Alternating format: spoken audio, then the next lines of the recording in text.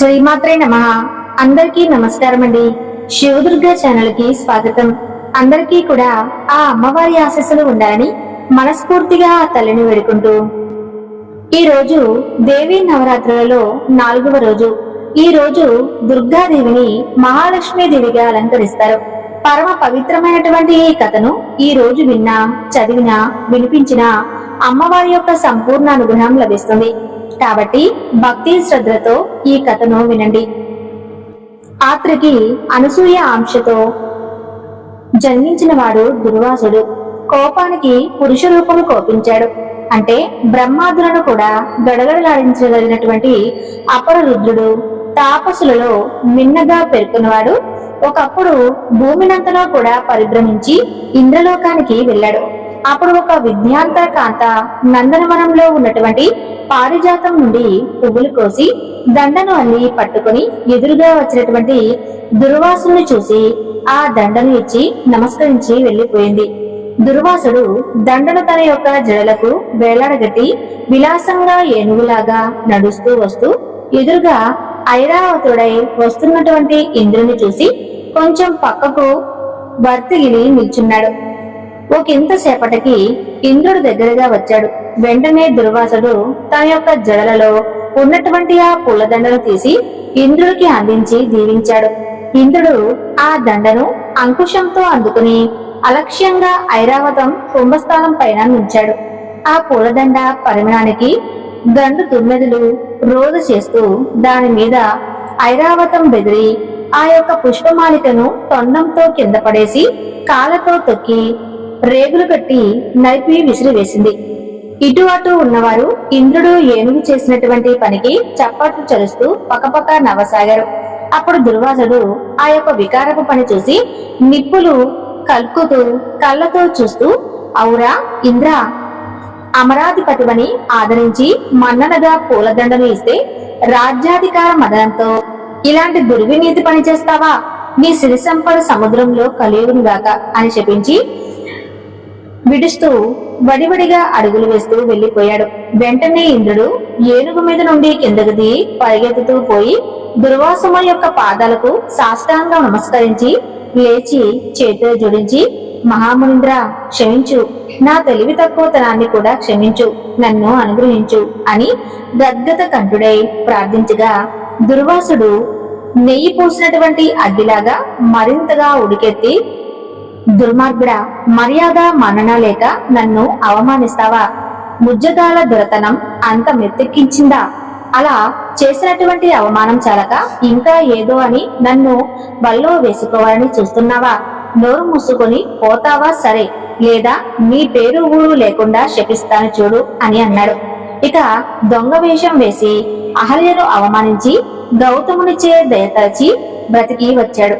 నేను గౌతముని కాను నాయక, కోపానికి అగ్ని కూడా బూడిదవుతాడు. అత్రి మహాముని కొడుకును తెలుసుగా, పౌ, నువ్వు ఇక ఏమైనా అన్నావో నీ బ్రతుకు నడివేది మెతుకవుతుంది.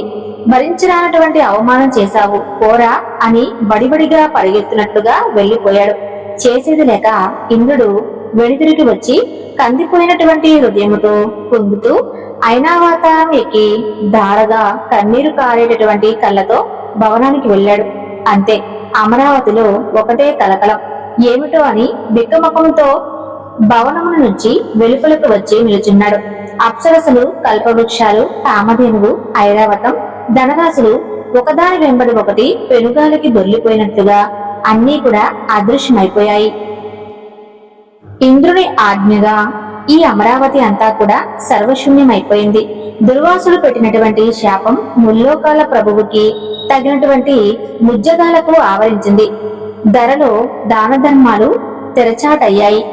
అనావృష్టి, సస్యనాశం, ధనధన్యాల తరుగుదల, యజ్ఞాలు పేరుకే, దేవతలకు ఉపవాసం, ఇలాంటి దౌర్భాగ్యం పట్టింది. ఇదే సమయమని విప్రజిత్తు మొదలైనటువంటి దానవులు అమరావతి మీదకు దండెత్తి అక్కడ చాటుమాటుగా ఉన్నటువంటి సంపద అంతా కూడా కొల్లగొట్టి ఇంద్రుడిని ఎదిరించారు. ఇక ఇంద్రుడు కూడా వారిని ఎదిరించలేక పారిపోయి బ్రహ్మను దర్శించి దుర్వాసుని యొక్క శాపం వలన ముల్లోకాలకు తనకు పట్టినటువంటి దౌర్భాగ్య దశ గురించి చెప్తూ రోధిస్తూ చెప్పాడు. ఇంద్ర, దుర్వాసుడు సామాన్యుడు కాడు.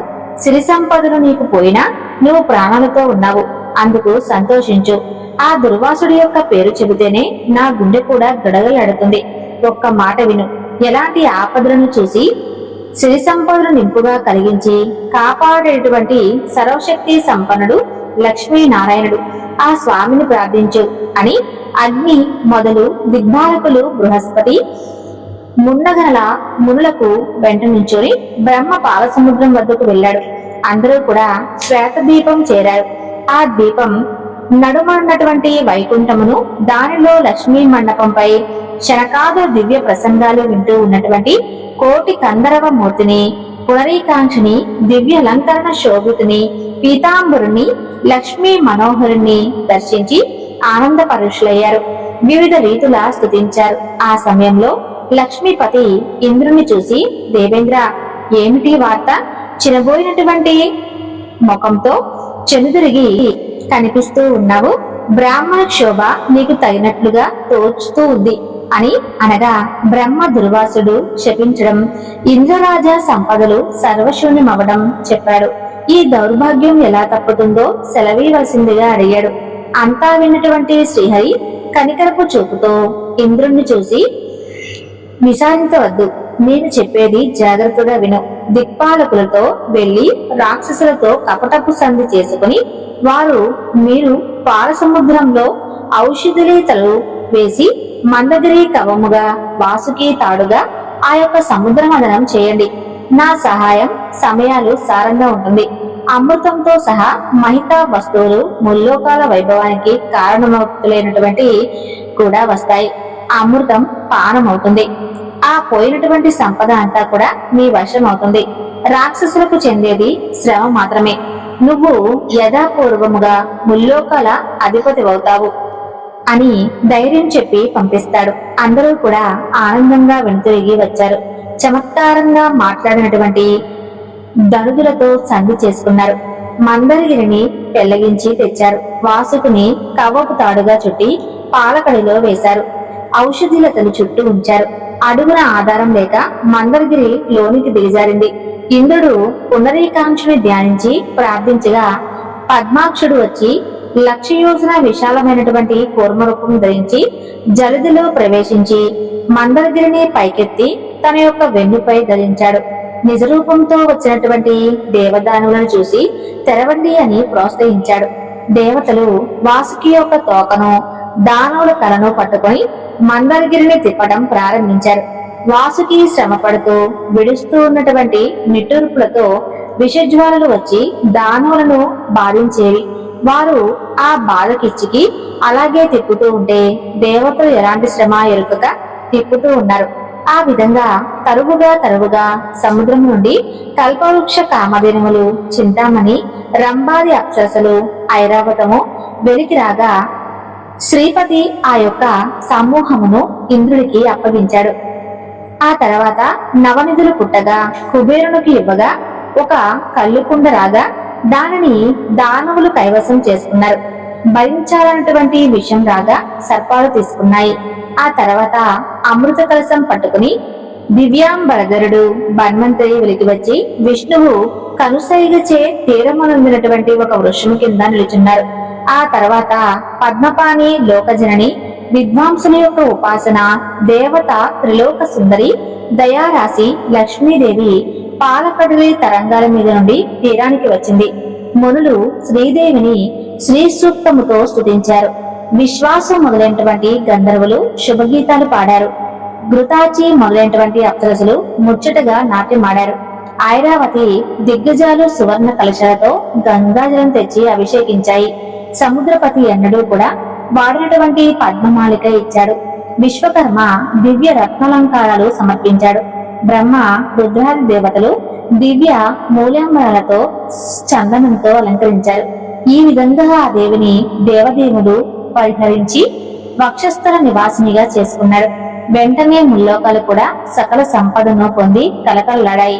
శ్రీహరి తనకు శత్రువులైనటువంటి దానవులకు తృణమైన చేరనీక జలదిలో సంభవించినంత కూడా తన యొక్క అనుచరులైనటువంటి దేవతలకు సంక్రమింపజేశాడు.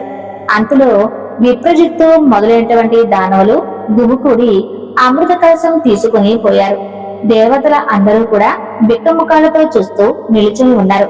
శ్రీపతి వెంటనే మోహిని రూపంతో దానుల వద్దకు వెళ్లి వారిని మోహ విభ్రాంతులకు చేశాడు. సకల విలాసాలు ప్రదర్శించేటువంటి ఆ మోహిని చూసి అందరూ కూడా ముగ్ధులయ్యారు. దానవుల మాట చెప్పనక్కర్లేదు. తన వద్ద అమృత కలశం ఉంది అన్నటువంటి విషయమే మర్చిపోయి పరవశమైపోయారు. ఆయన అవస్థలో మోహిని వారి వద్ద ఉన్నటువంటి అమృత కలశాన్ని తీసుకుని దేవతలకు పంచిపెట్టింది. అమృత పానముతో ఇంద్రుడు రెట్టించినటువంటి బల పరాక్రమాలు కలవాడయ్యాడు. వజ్ర ప్రయోగంతో దానవులను కడలగొట్టగా చేసేది లేక అందరూ కూడా పాతాళానికి పారిపోయారు. మందర పర్వతమును మునుపటి చోట ఉంచి వాసుకుని ప్రశంసించి దేవతలు తమ యొక్క స్థానాలకు వెళ్లిపోయారు. ఇంద్రుడు లక్ష్మీకాంతకు నమస్కరించి ఆ స్వామి యొక్క కరుణ చేయి ముల్లోకాల పాలనాధికారం పొందాడు. సూర్యుడు ప్రసన్న దీప్తిమంతుడై ప్రకాశించాడు. గ్రహ తరంగాలు యథాపూర్వకంగా విలసిల్లాయి. అగ్నిహోత్రాలు ప్రదక్షిణారూపులతో వెలిగాయి. నిత్యము తనను ఉపాసిస్తూ ఉన్నటువంటి ఇంద్రుడికి మహాలక్ష్మి ప్రత్యక్షమవుగా సాష్టాంగ నమస్కారం చేసి ఇంద్రుడు ఈ విధంగా స్తుతించాడు. బ్రహ్మామునులు మనసారా నిన్ను ధ్యానిస్తున్నా కూడా దర్శన భాగ్యం పొందలేరు. అలాంటి తల్లివి నీ యొక్క పదపద్మ దర్శనం పొంది నేను ధన్యుడినయ్యాను. నీ దయగల వారికి ఎప్పుడూ కూడా ఎలాంటి ఆపదలు ఉండవు. ఎలాంటి వ్యక్తి అయినా సరే సభలో అందరికీ కూడా మానవీయుడవుతాడు. చక్కని వాగ్వైభవంతో ఆ యొక్క పురుషుడు విరాజుడవుతాడు. అందరికీ కూడా ఆశ్రయుడు అవుతాడు. తల్లి, నీ యొక్క కృపకు ఎవరైనా సరే పాత్రుడు అయితే ఎలాంటి తప్పులు చేసినా సరే ఎలాంటి బాధలు పొందక సుఖవంతుడవుతాడు. నీ దయలేని వాడు శిక్షా పాత్రుడవుతాడు అని స్తుతింపగా లక్ష్మీదేవి ఇంద్రభక్తితో నన్ను ఆరాధిస్తున్న వాడవు కాబట్టి నేను ఎంతో సంతోషించి దర్శనమిచ్చాను. కోరుకో, నీకు తప్పకుండా ఎలాంటి వరాన్నైనా ఇస్తాను అని అనగా ఇంద్రుడు ఈ విధంగా అడిగాడు. మాత, నేను నేర్చినటువంటి విద్యలయందు శరాచాప ఖడ్గాది సాధనమునందు చదురంగ బలములయందు గోమహిషాసులయందు అవగలిగినటువంటి ప్రదేశములయందు మణికంక వజ్రలాంకాలయందు పరిమళ ద్రవ్యములందు నాయక పుత్రమిత్ర కలతర బంధువుల శత్రుగుణ ఇంద్రియములందు రాష్ట్రాలలో దుర్గాలలో రాజధానులలో క్రీడా విహార ప్రదేశాలలో నా యొక్క శరీరమునందు దైతే నీవు ఎప్పుడూ కూడా ఉండవలసిందిగా నా కోరిక. నిన్ను ఈ విధంగా ఉన్నటువంటి కొడుకును చూస్తున్నట్లు దయతో చూస్తూ రేయింపువళ్ళు కాపాడుతూ ఉండవలసిందని నా యొక్క ప్రార్థన అని అన్నాడు. తదాస్తు అని అభయహస్తముతో ఇంద్రుడిని అనుగ్రహించి లక్ష్మీదేవి అదృశ్యమైంది.